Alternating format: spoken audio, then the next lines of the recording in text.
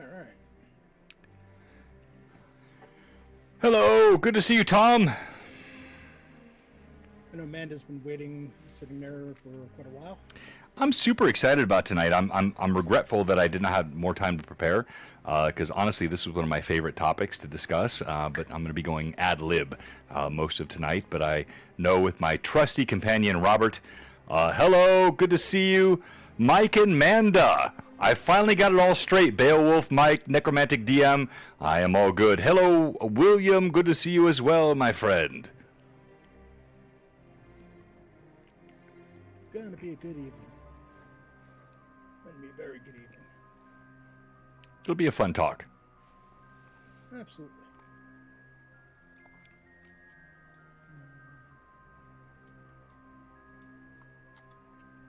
Hey, Toriano. Just awaiting. Await, my friend. We will tell you how to trick and trap your players. Not Dino John.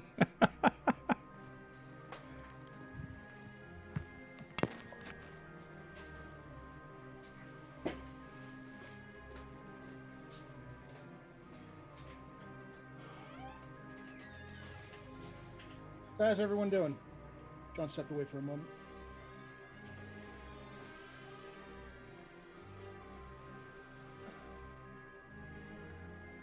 Very cool, Biggie.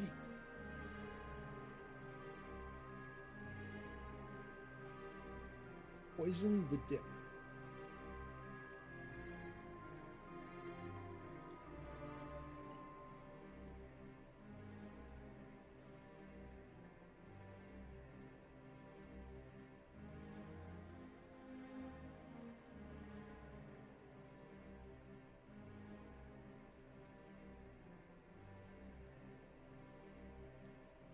I'm getting there.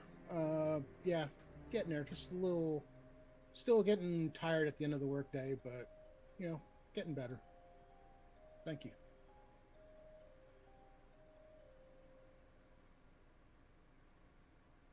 Naps are a beautiful thing.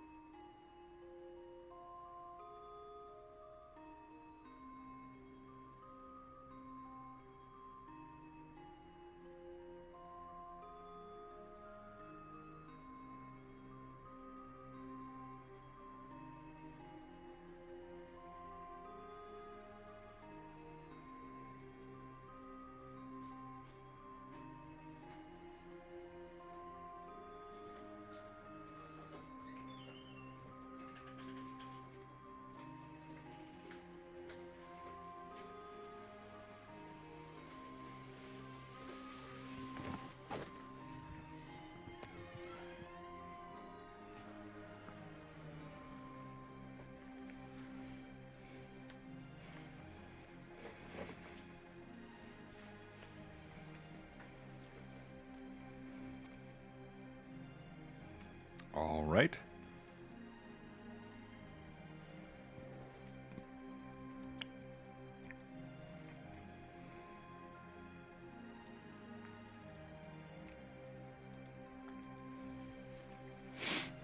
Will do. I believe, I firmly believe that I'll be ready for Friday.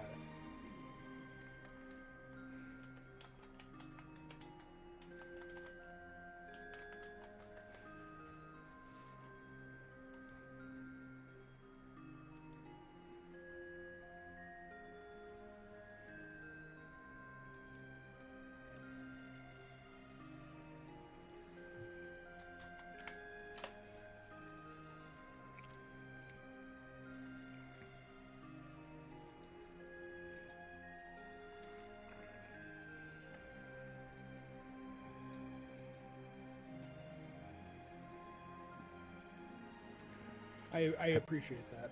Hello, all our viewers. We'll be kicking off in just a moment. Thanks for your patience. Just trying to prep some things here.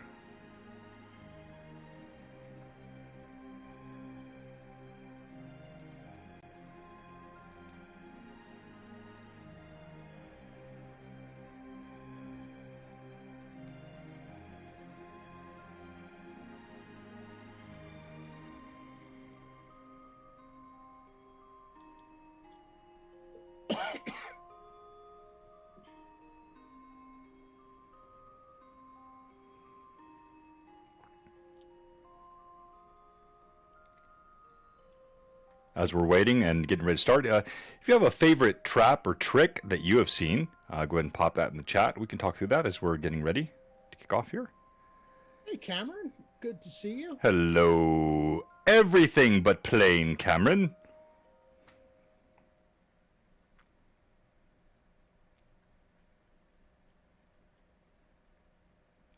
Cameron's going for the ironic Nick. I know. She kills it too.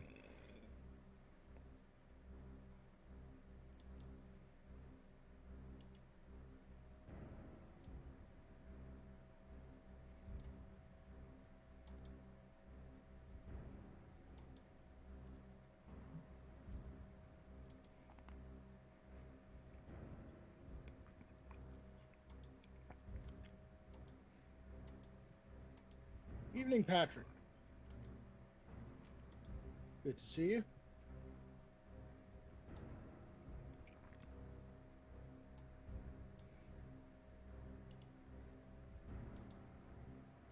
The ever mysterious Tin. He's not that mysterious. Pretty easy to tell. How did I know he would make an appearance? I'm shocked. Shocked, I say. Schocked and stunned.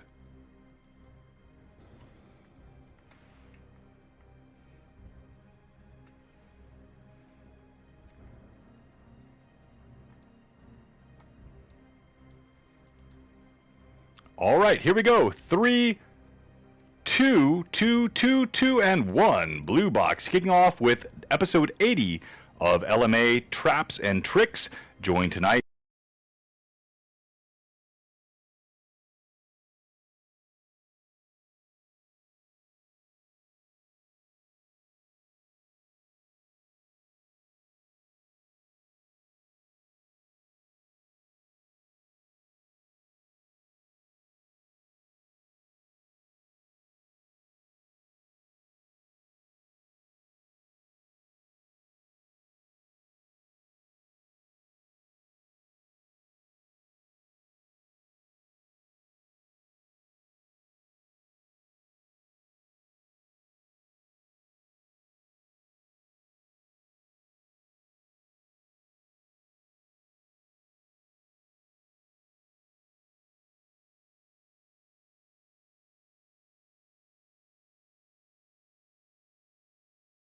There, and now audio is fixed. It's something on reboot that happens occasionally. It's a weird thing. Every once in a while when I reboot, it does that, and it goes to a different share, so that's no problem anymore. We have figured out how to conquer that, and let's pull up this image again.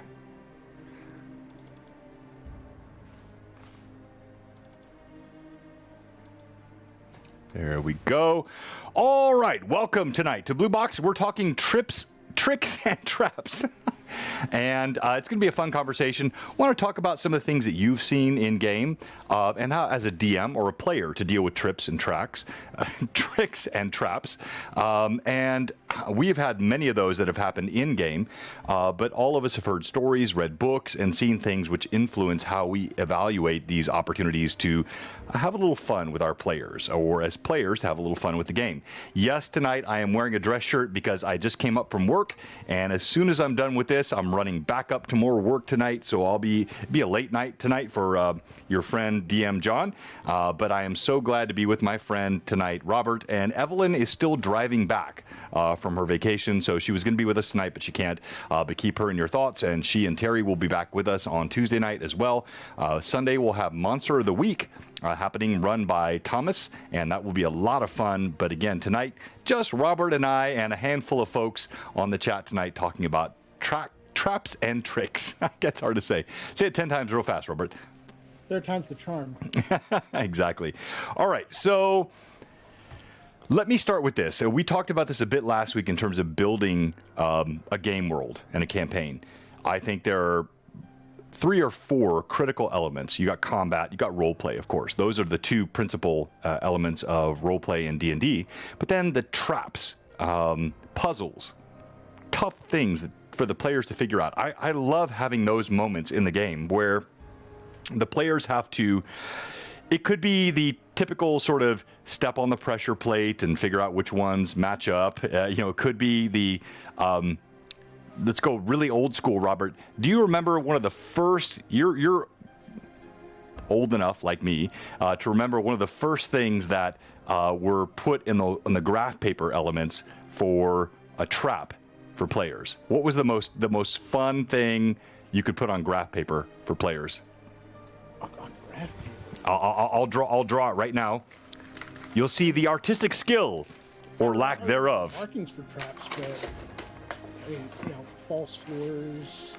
Yeah, secret doors were always fun, but traps. No, but I'm like false floors. So you have pits. Pits. You're getting closer. I mean, kind of thing you talk about pressure plates, things shooting out of walls. You're getting really close. Come on, think. All right, I'm gonna give it away here, but before I give it away, I'm gonna draw it here on my graph paper, and we got the party coming in here from this. Is it in the chat? Anyone have it there? Pit, pressure plates, pit trap. No, that's good, but there's something better. A workplace mimic. always, right? So, and then here's the party. I cannot draw to save my life, but you'll get the point. Think Indiana Jones. Oh, the boulder? The rolling boulder coming down the graph paper. How many of us did not do that? Click the pressure plate. I guess that's fair, but what does the pressure plate trigger? Is it arrows out of the wall? It's the rolling boulder. Indiana Jones coming down and crushing your players. That's always fun. Robert? It's an interesting one. I mean, for traps, I do tend to go a little old school with the, things like arrows coming out of the walls. Pit traps are a particular favorite. There's a lot that, as I got older, I had to think more about it because it used to be just random. Hey, let's just throw a trap there. And when you're a kid, you don't necessarily think too much about what that actually means.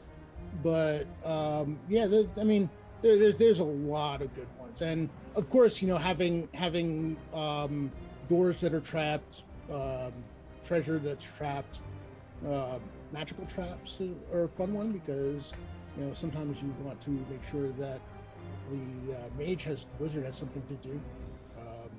Can't have the thief or rogue having all the fun. Right. But yeah, I mean, there's just so many. There's so many different types of traps you can do. All right, so before we get to the types of traps, we've already covered a couple, but I think let's talk about the rules of traps. One is pacing, the element of when you put them in and how they are played. Two is danger level. So some traps, collapsing, think Star Wars Episode 1, the trash compactor, Princess Leia, Luke, all being crushed beneath it. But there was an exit. There was an out strategy. So how do you feel about traps which are death traps? If the players don't read the cues, if they don't pay attention, they could actually all die. So TPK traps based on paying attention, which I've not done, but what are your thoughts on that, Robert? It's kind of funny because, like, one of the old, the more famous things is the Tomb of Horrors grinder of a module where you had the mouth that if you stuck yourself hand in, you were going to lose the hand or more. I'm a little exactly, wary of Jay. just having straight up death traps just because then you're playing a very different type of game. I mean, if you have that type of game, that's great, but you have to be really careful about where you place it, and you have to make sure that those cues are possibly a bit more observable or give them more chances. It's a dangerous game playing with that. I mean, I like traps, but things that are going to straight up just flat out kill them, I'm going to be very, very careful about when and where and how I use those. All right, so Pat66, you had a TPK with a trap. Cameron said she loved killing traps. Yeah, he feared. All right, so I want to get into the types of traps. I've got several thoughts on this topic, despite my dress shirt tonight. Forgive me again. Work and then work again. But some traps could be deadly. If you have a deadly trap, which could kill either one or all of the PCs, what would be the requisite elements that should come before that trap triggering? Oh, that's a good question. Wouldn't forewarning, some sort of like, you should have seen this coming, right? Yeah, I mean, no? I think there needs to be an understanding that somewhere along the way, maybe, if not necessarily forewarning, even if it's somebody warning them that that place is known to be extremely deadly. Right, yes. Those who enter rarely leave, and it doesn't have to be, don't have to state that there are creatures in there that are going to kill you. Everything else might. Something as simple as that, even. It's just, again, you have to be very, very careful because, I mean, if you have a party that's up for it and they're not afraid of dying and rolling with new characters, it's fine. It's great. There's plenty of games like that. Some games that's not going to go over too well. No, that well said. And we got the chat, rumors in town, dead bodies all over the floor. Those would be good clues. Yes. You walk in. I mean, for some traps, the simple having a carcass there is having a skeleton lying on the ground for no reason whatsoever. Or shattered skull, or a huge arrow through its body, or a crushed skeletal structure. Abandon all hope, all ye who enter. Yes, Fraley, that's right. A wood sign along the path. The characters are going to read trap ahead. That might be a bit overt, but yeah, I get the point. So I think your traps, as a DM, I never create a trap which is death for the PCs that does not contain ample warning and enough sort of forenotice or forewarning or tips around them. But yes, there can be those things which can be deadly for them, but they have to pay attention. Now let's pull back from the traps for a moment. We'll come back to them. Let's go to tricks. So Robert, when I said traps and tricks, what triggers in your mind that's different than a trap, which would be a trick? Things like paths to nowhere. Basically, things that are there to frustrate. To me, tricks are things that are going to frustrate the characters. They're, things that are misdirection, stuff that is going to send them going in the wrong area. Maybe clues. Things that if they paid enough attention, they might realize they're looking at the wrong thing or going in the wrong way. But different kind of stuff that just basically, running around in circles. I mean, stuff like finding themselves, a path, finding a secret door that really ends up in some ways becoming a trap, because they go through it and they find themselves somewhere else, and the way closes behind them, and there's no way to open it again. No, I like that. So we'll talk more about those traps in a few moments, but in the chat, so if they're not looking for traps, of course it's their fault, Lord Forth. Pat, you had a group that piled dead bodies and placed them like there were traps set off. It funneled the PCs into an ambush or trap the goblins set up. That's brilliant. I love that. So when I think of tricks, I think of things which are not overtly traps, not the sliding pit spikes, not the rolling boulder, not the arrows shooting out the wall, but scenarios which are created by the DM where the players must pay attention. So I'll give two examples from my games. One would be GHA Book 1, and I've talked about this a few times. Robert, I'll hold this up, and you might remember this.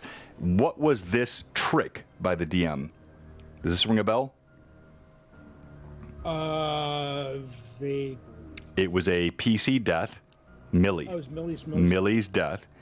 And as the players were coming through this, I made it very clear it was single file. And they were crowding through this corridor as they came single file necessarily, right? And when they came out with it where the Umber Hulk was, there was no opportunity for them to spread out. Millie got cornered. Brim rushed in and crushed her against the wall, knocked her out of the way, and the whole party was then in shambles, and Millie wound up dying. This was a trick, not a trap.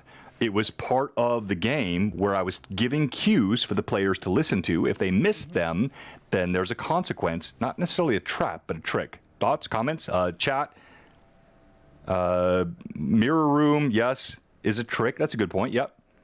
No, that's why marching order is very important. Yes. Exactly, Moose. You're right, Jeff. That's exactly what happened. So, Cameron, when you have those situations, those are things for the players. Now let me go to one which is dearer to my heart. Let's go to Rune Lords. Not a trap, a trick. So Thomas, who plays Alcott Devereaux, his father left him half a stone ring in an envelope right before his death. His father was flayed and was pulled up, his body shorn of all skin, musculature flayed out before the city, and he had left a note behind for his son, Alcott. And that note was a bit of an admonishment and an acknowledgement of his failures, but in it included a half stone ring. Alcott, Thomas, really struggled to figure out, like, what was this half stone ring? What was this about? And can anyone put in the chat what happened there, the hints that were given by the DM? Because this was one, like, I wanted to talk tonight about this main topic, Robert, which is that when you give hints, when you set traps or tricks, how much do you guide the players to the answer, and how much do you allow them to stumble around? So while the chat's waiting to respond to what I just asked, go ahead, Robert. So I it's funny that you mentioned that, because you kind of this question actually came sooner than I expected it to, or the actually what my answer is going to be correct to, because here's the issue that I've run into specifically, because we're going to talk about puzzles as well, and there's the issue that I have with puzzles that, in theory, the concept, I love puzzles. I mean, who doesn't like a good puzzle? The problem comes in that puzzles almost completely require meta knowledge, because what? No, that's not true. Robert, you could have a puzzle without meta knowledge. Okay. Wait. So I'm sorry. Let me stop. I shouldn't. What do you mean by that? So here's the thing: your players are not their characters. The player that's playing the wizard may not necessarily, is not necessarily going to have the same intelligence level that the wizard's going to have. The wizard's going to know things that the player. All right, fair. Is not Fair. Going to know. Yeah. So you have the person playing the low intelligence character. You have somebody who's as smart, smart as a tack, playing a low intelligence character. How far do they have to commit to playing that character? No, that is very fair. That is well said. Now, in this case, Thomas is smart, Alcott is smart. So not an analog, but I get what you're saying. Like, if you're playing a character who is, intelligence 9, and you've got to play that character, then don't use the metagaming knowledge for the trap or the trick, right?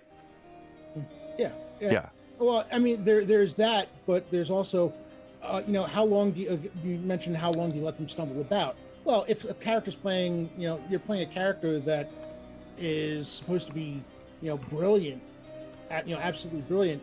Well, how long can you let the players stumble around when the character? I like that. So that's a really good topic. And Mike actually said the same thing. Necromantic DM mentioned until the players get frustrated and no longer have fun.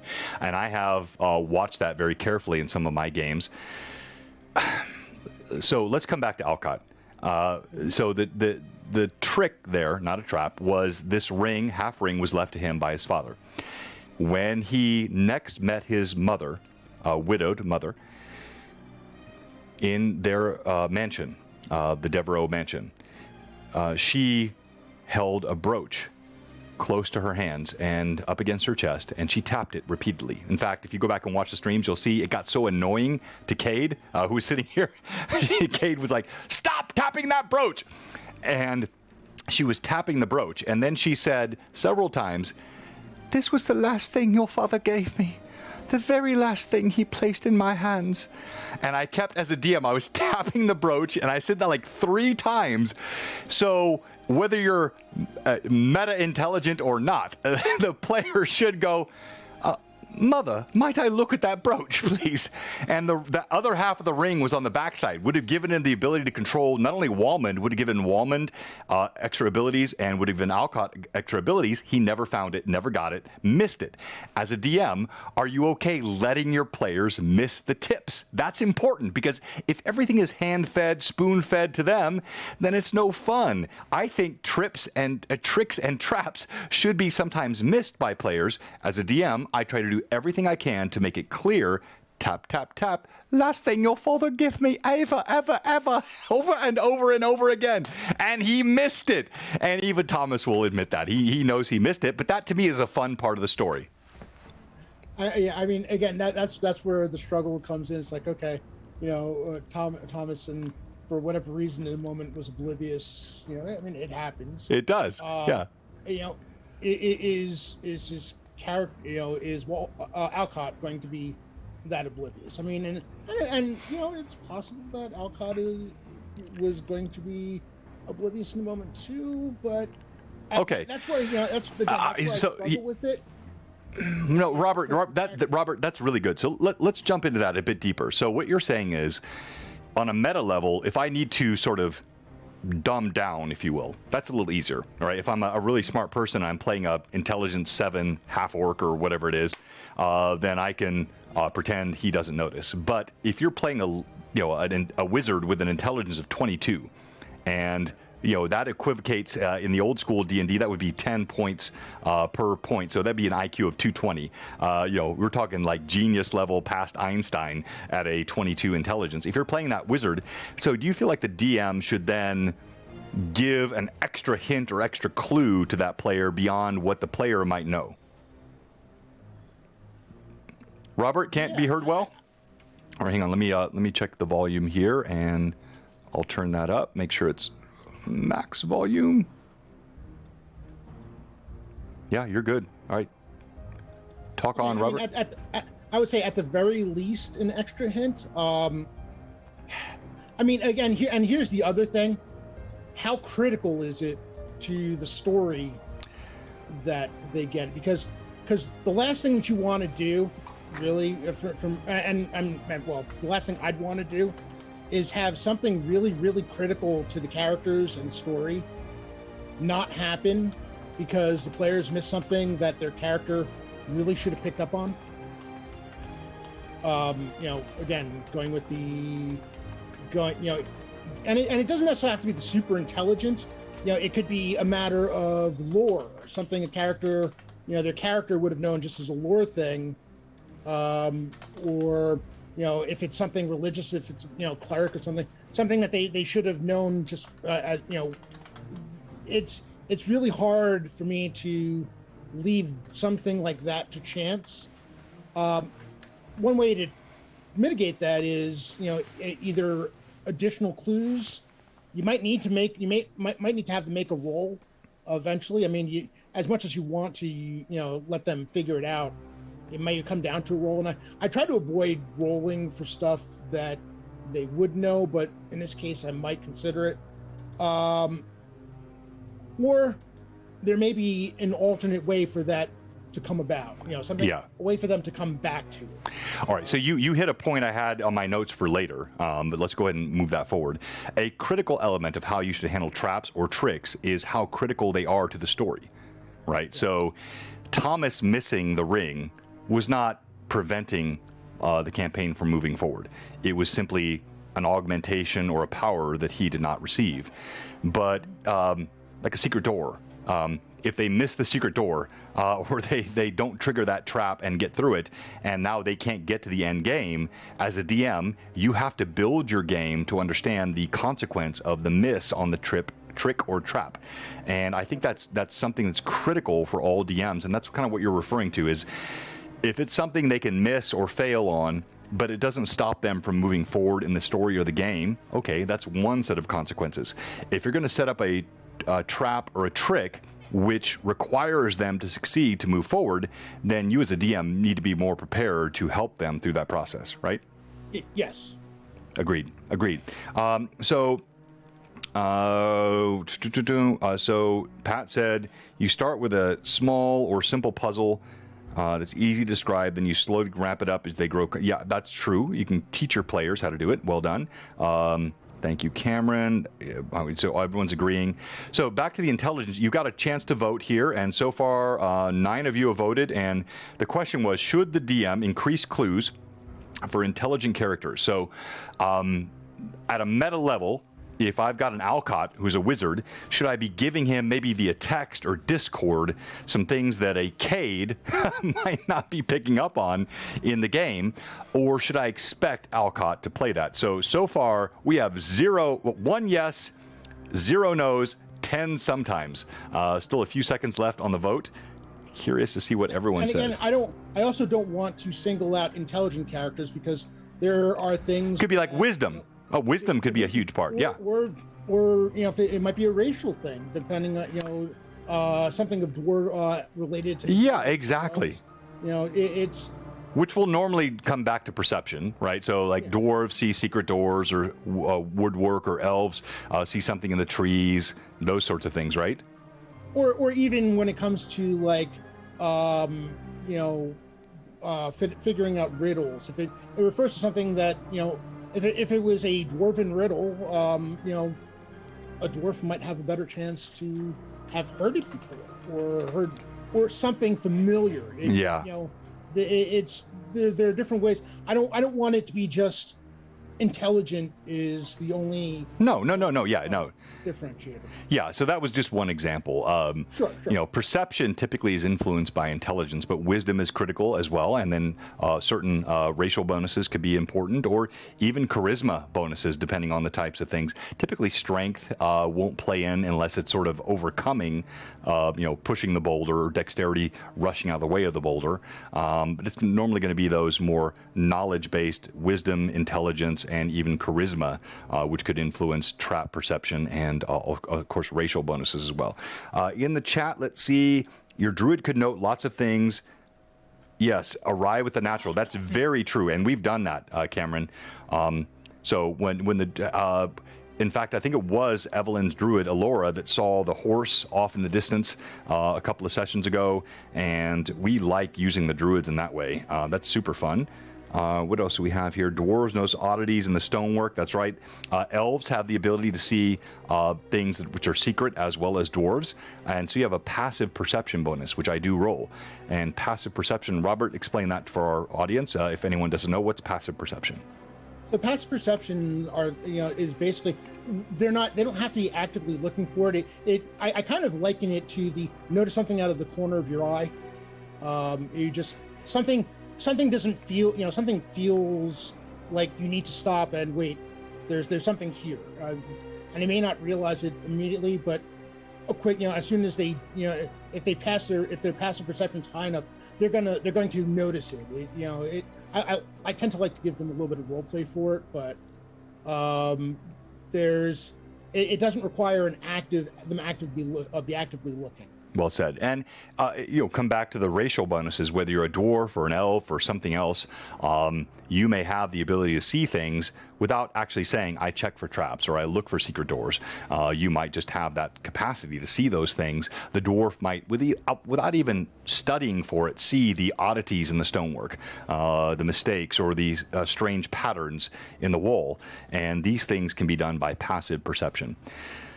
All right, so we're going to go to your favorite traps, audience, in just a moment. Let's come back to this topic, which was mentioned earlier, which is how long do you let them stumble around? And as a DM, I do read this. I think it was Lord Forth, or it might have been my own. I think it was Lord Forth that said earlier, long enough until they get bored and it's ruining the game.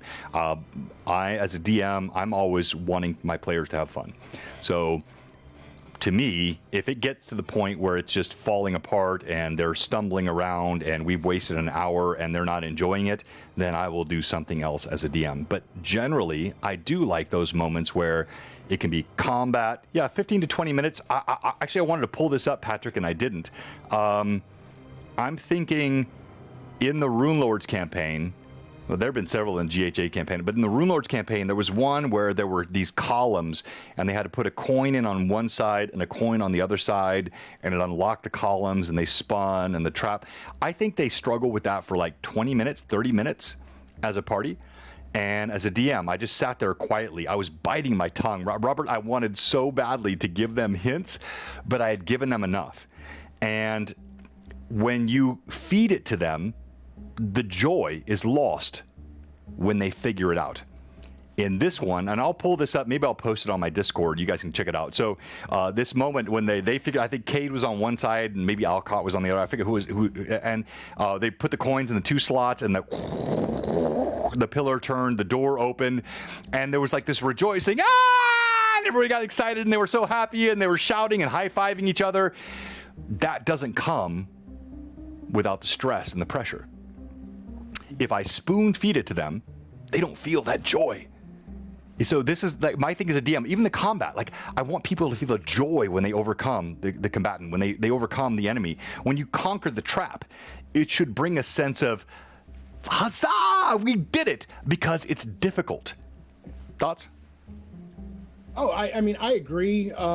Yeah, my concern with, and what Frith had mentioned, I think it was what Frith had mentioned, going until they're bored and frustrated. I don't want them to get to that point, because if they do that, but what about really close to that point? That's where you have to be really good at reading. Yeah, exactly. Yes. Because here's the thing: once you get to the point where they do actually get bored and frustrated, that's going to come quicker the next time you try to do some kind of trap or puzzle.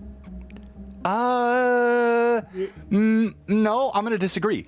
If they get to the point where they're almost bored and frustrated, and they figure it out. So I'm saying they get bored and frustrated. Okay, yeah, all right, yeah, fair. Because then it's like, okay, here we go again, yeah. Here we go again, and that's fair. The brain starts to actively work against them. But I mean, yeah, you want to take them to that line, and again, you do what you can to just little clues and little things that they might notice. It's a fine line. I mean, you have to. It's one thing where you really do have to know your players and know how much you can spoon feed them without giving the entire game away.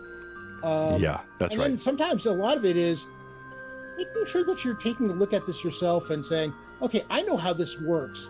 If I'm looking at this for the first time, how would I approach this?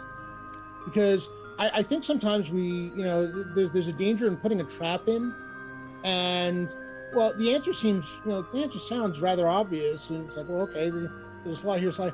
But what does that look like when you've been going for an hour?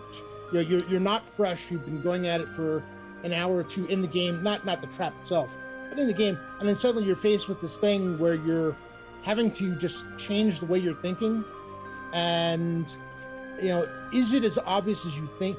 Should it be as maybe not necessarily obvious, but should it be as easy as or is it as easy as you think it is?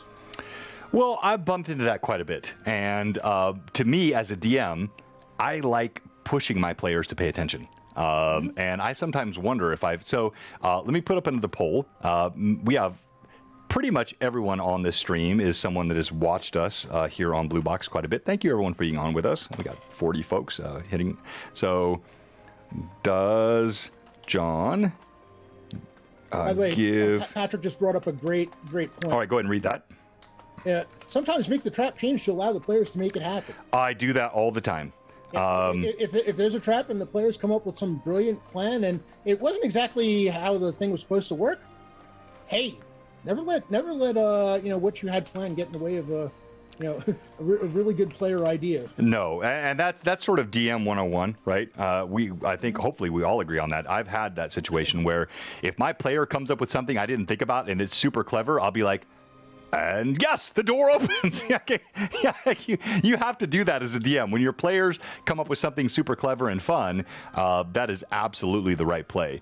I'm not going to lie. There are some DMs who miss DM 101. Well, we all do sometimes. I'm sure I've missed a few. So the question is, does John give too little clue to traps? Yes, no, maybe. And so examples, you guys have seen it. I do want my players to struggle at times. If it's some can be easy. It's like combat. I have some combats which go quickly.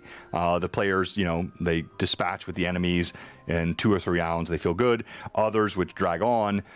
It shouldn't feel like it's a rubber band effect where everything gets harder and harder as they level up. So far, the maybes are winning. which tells me the answer is probably yes, and my chatters are being too nice to me. I give too few or too little in the way of clues to my traps or tricks. All right. Keep bringing it. Not gonna lie, I'm normally paying too much attention to the chat to answer that question. No, it's fine. I don't want your answer. I know what it'll be. No, there we go. Thank you. Oh, we got 2 of them. Again, to me, I will tweak that. I've thought about that sometimes, and you're right. When you know the answer to the riddle, it seems obvious, right? When you know the answer to the question, it seems obvious. And as a DM, you have to avoid falling into that trap. But I think in general, a trap should be struggled with. A trick should be easy to miss, and the consequence should only be lethal or game-altering when the DM has done, to Robert's point earlier, everything possible to make it obvious to the players. So go back to the stone ring for Thomas. Not integral to the story, did not prevent them from moving forward, just prevented Thomas from getting some additional abilities and powers that he missed. That's okay. You know, you're not stopping the story. But if it's something which will stop the story, then you really have to rethink that as DM in terms of the level of clues and hints that you give. Robert? I agree with that completely. You can't agree with me on this. Dude, that's not the point of it. You're supposed to argue with me on every point. That's why I have you on. Now, there's another side on the notion of traps. There's another portion of this that I don't necessarily think gets talked about enough. And, we talk about the ecology of a dungeon in terms of, as far as like monsters. I don't think that we necessarily talk about it enough in terms of traps. If you're gonna have a dungeon that is uninhabited, like an abandoned tomb or something, you can kind of go to town with the traps that are there, because the whole purpose is, nothing gets in or out with whatever treasure is there. If it's a tomb where, an ancient king's treasure hoard is buried with him or whatever, you don't want anybody getting in. There may not necessarily be anything there to fight. It just may be trapped like crazy. Now, if you've got traps in a dungeon that has things guarding it, it traps in like a keep or something like that. Well, the other thing that you need to consider when you're putting your traps in, which guard walked through that hallway every day and would have triggered it anyway, right? The ecology of the trap. Yeah. What do you have, and why is it not? How is it not been triggered already? By everything triggered constantly. I actually have a trap in one of my games. I won't say which one right now, in which the denizens of the area know the trap is there, and they know to skip over a certain point because they set the trap and they're aware of it. So, but that ecology of the trap, that's a great point, Robert. I love that. I mean, you want to make sure that it's one of those things when you're a kid, you don't necessarily think about these things. You just, hey, the cool monster here, trap here, let's have some fun. After a while, it's like, okay, well, as the book says, the monsters know what they're doing, or the bad guys know what they're doing. AI, right? the AI gets better. Yeah. So you want to make sure that the traps make sense. If a trap is like if it's a trap and you're wandering through, you're invading a keep of bad guys and you just hit a random trap that is like in the middle of a floor, it's like, well, okay, that's kind of now you've done 2 things. One, okay, you put the characters on warning that there's a trap. You probably slowed the dungeon, the thing to a crawl, because now they're going to check everything. Every hallway is going to be checked. Every wall is going to be checked. But my experience with that, Robert, is they will for a while, and then they'll go back to complacency at some point. It'll be like the next 3-4 rooms, and they'll get complacent after a while. Have you not found that too? It also depends on how much that trap hurts when it goes up. Yeah, fair. All right, so in the chat, we have a couple of comments here. I don't think it's you give too little or too few. I think sometimes the hints are too obscure. Well, and that's a good point, Manda, and that's what I'm wondering. I like the hints to be somewhat obscure because if I'm a player at the table, I want to pay attention. But I have thought at times my hints are too obscure. The chat poll was 10 said maybe, 3 said no. No one said yes, I'm too obscure. So I'll take that as a pseudo win. But the fact that 10 said maybe means I'm probably too obscure sometimes. Who or what maintains the trap? Pat, that's a good question. Fraley said, the flip side is too many traps will allow the game to slow down too much. Exactly, agree with that. Every door in chess is trapped. That's what Robert just said. Wondred said, who maintains the trap? Right, exactly. Why hasn't it been triggered in the last? That's exactly right. Cameron said, agreed with. No, you can't agree with Robert. Cameron, please stop that. You've got to know when you're on my stream, you cannot agree with Robert. That is forbidden. Amanda said, absolutely the name of the PC was a trap might be triggered by the guards. Yeah, exactly. So it depends on where the trap is. Oh, Bill the Master Crafter, I will see you on the 21st, my friend. I'll be up there in the Philly area and in Northwest, I guess, New Jersey, if I have the stats right. No, that's more like Southwest. Southwest New Jersey? Okay, yeah, I'll be there. Anyway. Really southwest. Southwest. All right, whatever it is. You can't always assume the players have the same knowledge as the DM. Well, no. Never assume that. But the DM can give hints. And then, I can't wait either. But the hints have to be not overt to me. As a player, and again, and maybe this is my failing, Robert, I try to DM the game I would want to play in. And as a player, I want to be challenged. I want to be challenged with the possibility of death. I want to be provoked to think and pay attention to what's going on. And I think that is the most rewarding style of gameplay. And maybe that's my sort of paradigm that I'm stuck in. I like players paying attention and thinking.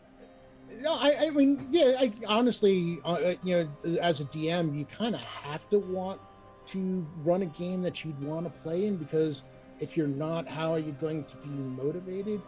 See, with me, it's a little different because my mood on what kind of game I want to play can vary greatly, and sometimes I'll want to play in 3 different types of games all at the same time. So I might have I might run 3 different games that are completely different. In going at the same during the same time period, just because. I also had to grow used to, because of the fact that I never had a consistent player base, I had to switch the game a bit for the players that I had. And so I got to better understanding of what my players liked, what I liked that they also liked. So but you're right. You do have to, you want to run a game that you would enjoy, because that's the number one way to make sure that you're getting something out of it too. No, fair enough. I'm playing with the chatters a bit. Yeah, exactly. But I guess again, you can gauge by the number of people that want to play in your games or stay with it as to whether or not your games are actually only fun for you. Because as a DM, you gotta do what your players want and make it fun for them. Sorry, Cameron. Amanda, I did not mean that. You did not betray me. Well, a little bit, but that's okay. All right, so let's come back to this topic of how you balance and your favorite traps. So in the chat, anyone? No, Manda, no! I've never seen that in my chat. John is wrong. Robert, take the show away, please. Hello, deceased goblin. You've witnessed my humiliation. I'm gonna pout here now. I'm wrong. Oh boy. I'm just gonna sit here and bask for a while. Oh boy. I don't even remember what the question was. Wow. Thanks, Amanda.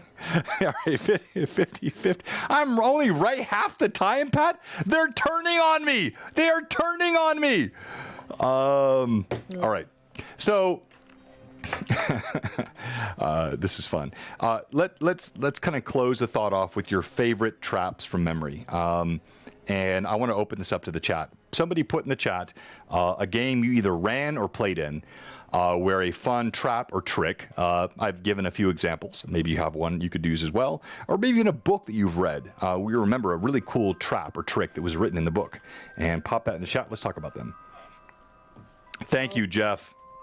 So actually, kind of funny. One of the favorite traps, and if I had written it, I probably would have changed a few things because honestly, there was it didn't.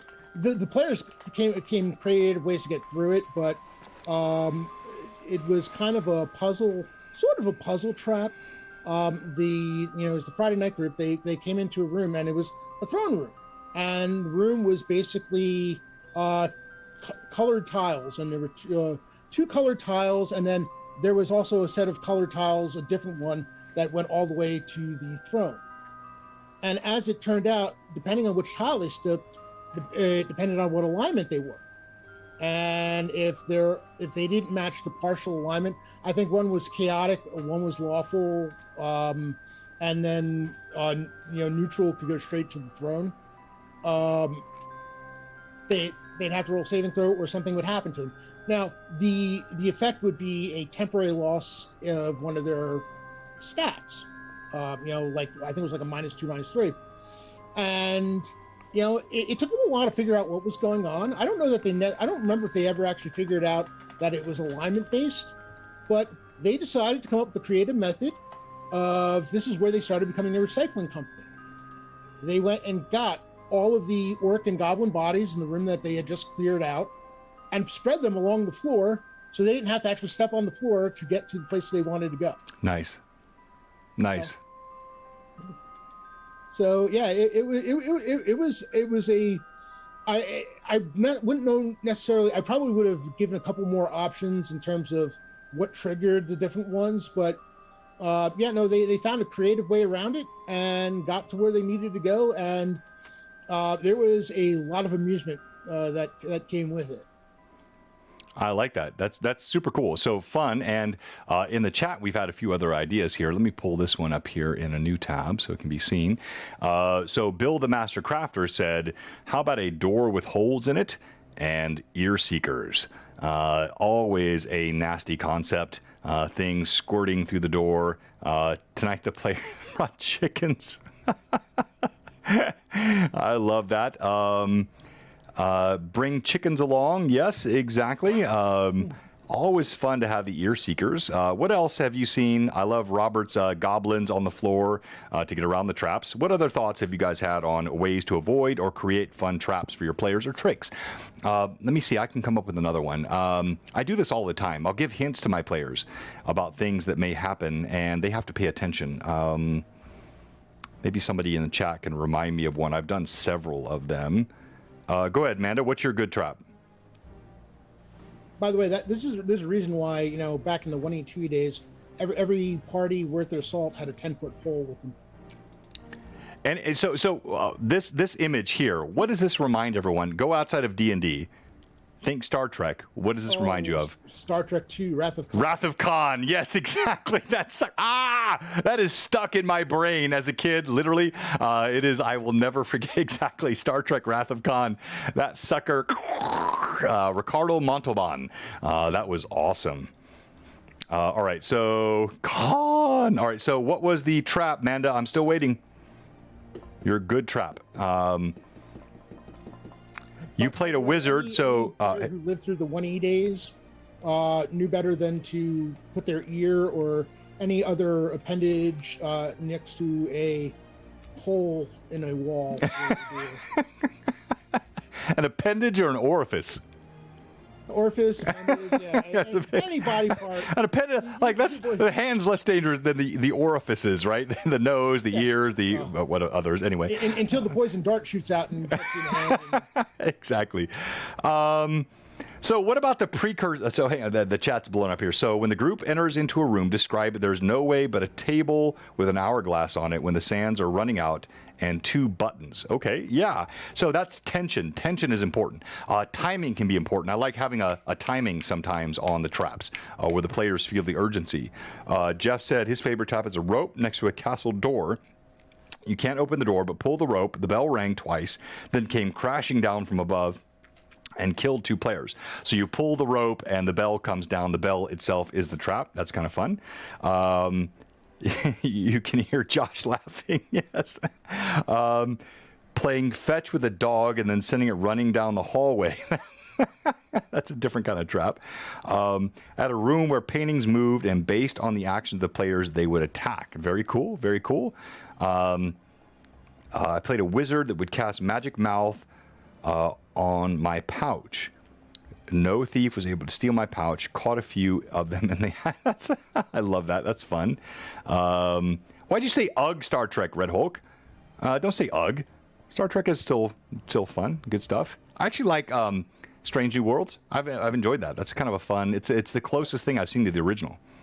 Haven't gotten to gonna get around to that. Yeah, it's Pike as the captain, and we're way off topic here, but we're about to shut down. But it is, I think, the closest to the original series. A bit campy, a bit silly at times, but kind of fun and cool. All right, by the way, there's a trap. Actually, I don't know if it's almost a trap and a trick. And I don't know if Jay's had to head off yet, but he'll appreciate this one because it's actually in the Moat House in Homley. There's a room with several doors. And I'm trying to remember what they find behind the door, or if the door, I don't remember if the door itself was trapped, but I remember either they opened the door and whatever was found there was like just a tiny small space behind the door, a false door. And they found that there was a trap. They realized that there was a trap there. They checked for, my players were, very well paranoid. And they realized there was a trap. But the thing was, I told them that they realized that there was some kind of triggering mechanism here, but despite their roll, they couldn't figure out what it triggered.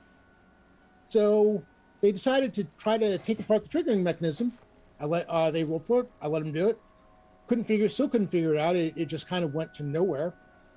They decided to put it back together. And then my players, because apparently they were just feeling, really good about themselves, they decided to trigger it.